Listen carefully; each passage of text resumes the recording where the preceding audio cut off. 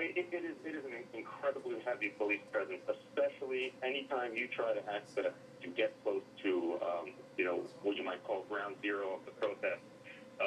There are checkpoints, and this is something, it is somewhat accurate, it reminds me of, military places places overseas that I've covered. Everywhere you try to go, there's a heavy police checkpoint. They're trying to steer people away. They're trying to not let people get too close, including the press.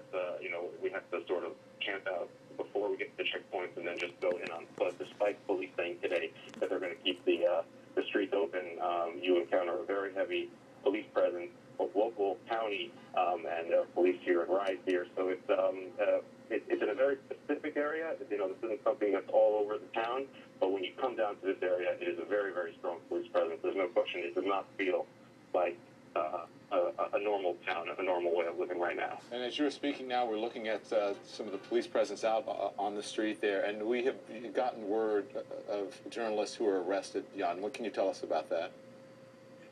Yeah, we've reached out to the police to see if they could comment about that.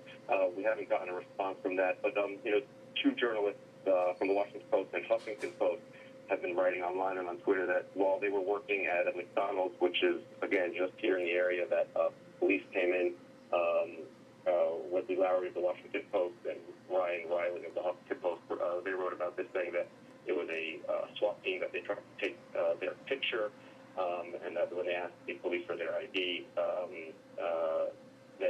when they tried to take photos of them, the police asked them for their IDs.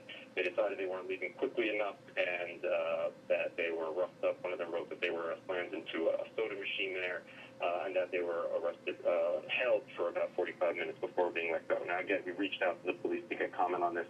We haven't heard back both from local and from county police, but we're going to try to get that information as soon as we can.